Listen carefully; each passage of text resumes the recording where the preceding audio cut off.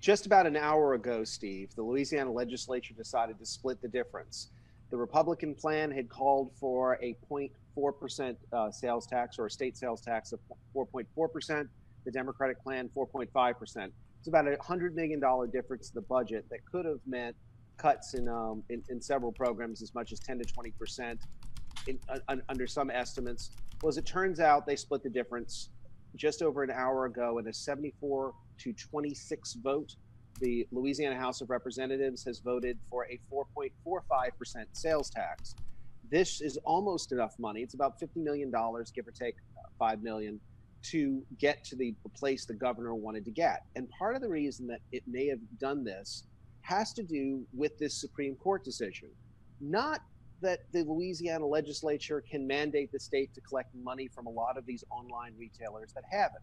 We passed a bill back on June 12th that says that it exists in the law. But even though the Supreme Court ruled in a 5-4 decision, you can collect that money, it's going back to the lower courts. However, one online retailer already collects that money. And it just so happens that online retailer collects 46% of all purchases on the internet. That's, of course, Amazon.com. There is an estimate that Amazon.com this year would bring in about $75 million. This is done by a retail group called Civic Economics. Even if it just reaches $50 million, Amazon sales tax alone in Louisiana that they've been collecting since November would be enough to get us to the full $500+ million we need to fully fund TOPS and all the other associated programs and not face 25% cuts in state departments and programs. So in the end, they split the difference and got a little deus ex machina, a little help from a place they didn't expect, or at least the Revenue Estimating Conference didn't account for originally.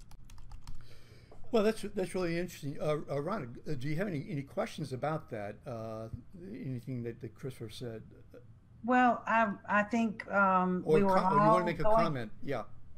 We were all going into this thinking we were going to be talking about gridlock continuing in the legislature, and overnight was certainly the hope that with the Supreme Court decision and that there'd be some movement, because it's been so frustrating and everyone has been so frustrated.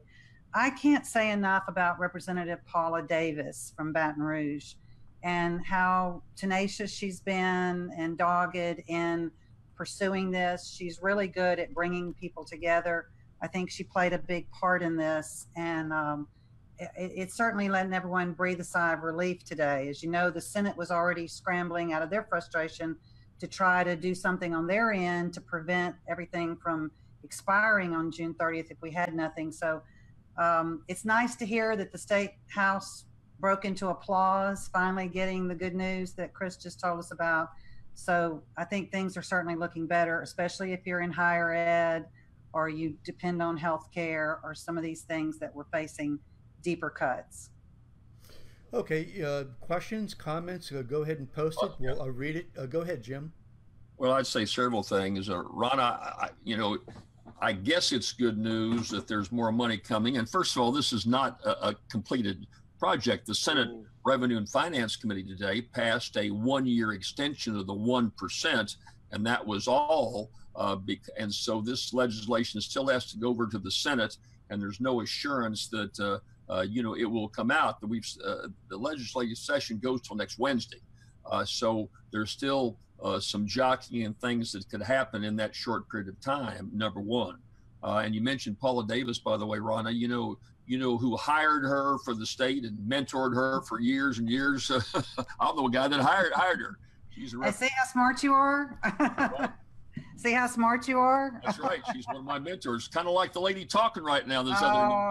Her first job in government was with Jim Brown. So that's right. Chris, I don't think I've ever hired you for anything, but you and I have been compadres on many, many occasions. So I take a little credit for all that's happened here. I don't want to sound too optimistic or pessimistic for that matter, but higher education didn't get cuts, but the fact remains that LSU and most of the schools in the state still are way, way behind what they were receiving some years back. And with inflation, they still are on the ropes in terms of many, many needs.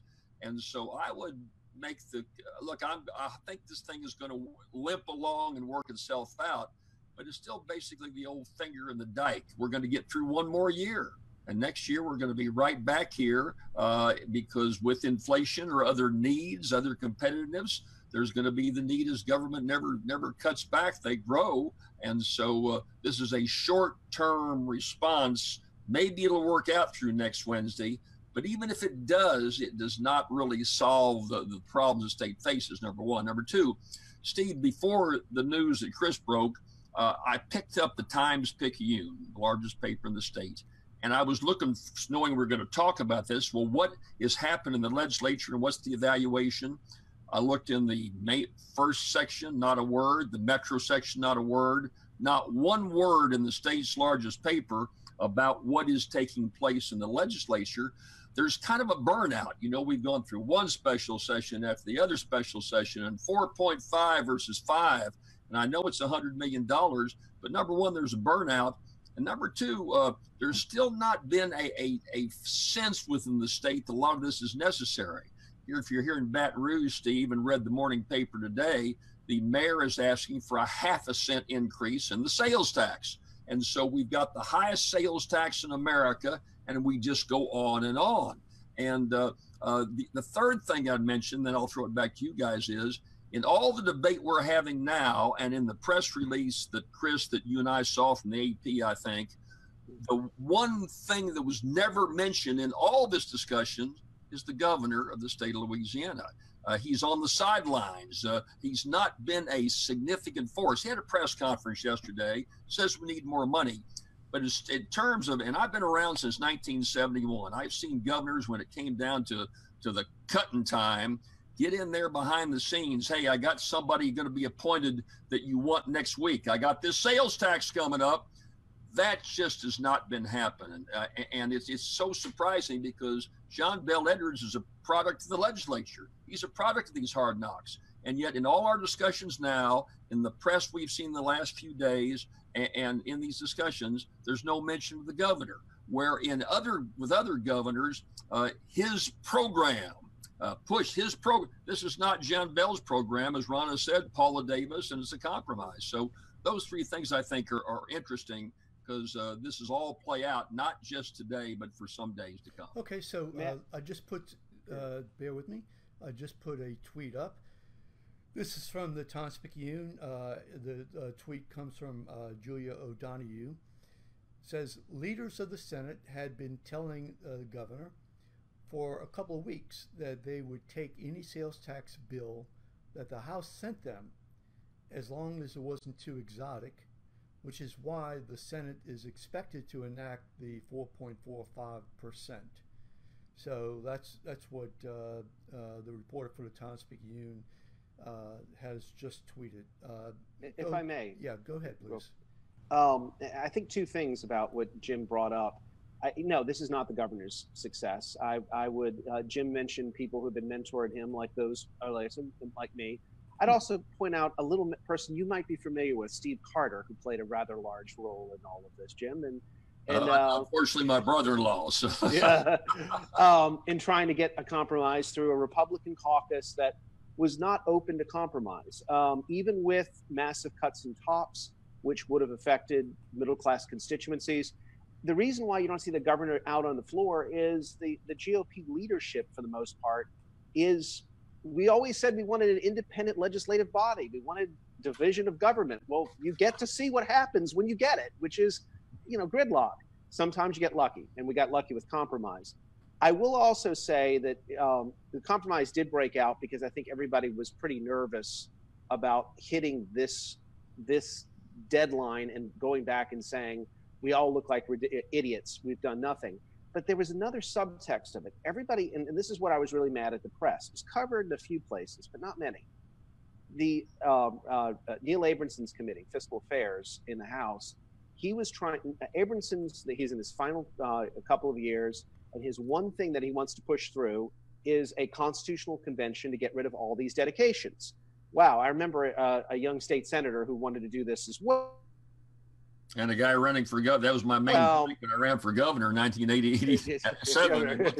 And look how look where we are. Look where we are. There's no further. Well, that got blocked by an even vote in the committee that Abramson is the chairman of, and he's the one Democrat who basically votes with the Republicans, so he has a certain degree of credibility with the GOP.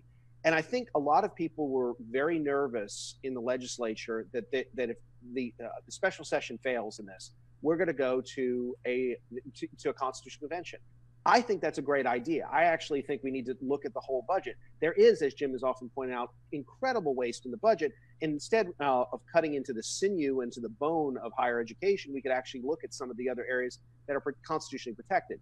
The problem is there's not a whole lot of enthusiasm by not only special interest, but business groups that don't want to revisit taxes that are at various levels in the Constitution, don't want to visit exemptions that exist for machinery and equipment.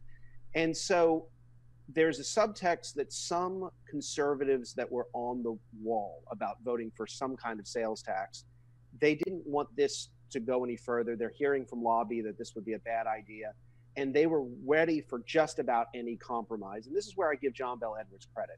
He had driven the line at 4.5% divided on nothing.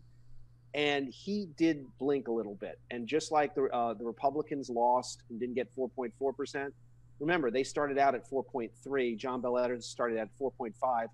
It's a little closer to 4.5 than it is at 4.33. All in all, I think the governor kind of won this one.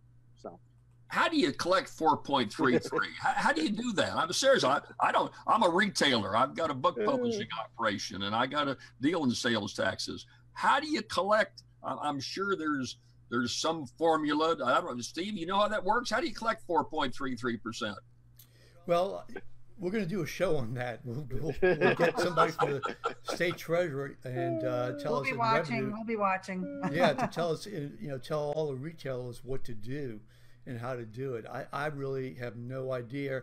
I guess you're going to have to use Bitcoins now to do that. Right. I mean, that's all I can think of. Little plastic tokens we used to have many years ago that was all part of what you could do. I don't know how it all balances out. Maybe we just all end up doing all of our shopping with Amazon. Amazon writes the governor a check and we live off of it. Well, actually, there's a it's kind of serious thing. At the end of all of this, the average person is still going to pay about 10 cents on the dollar in sales tax. What's going to happen is a lot of companies are just going to pocket the 5.5% difference. And so, we can laugh about it, but it's really practical. Unless it's a huge purchase, most companies are saying it's not worth it and will not remit the amount. So I don't think many people are going to see a sales tax cut in the next few months. That would be interesting.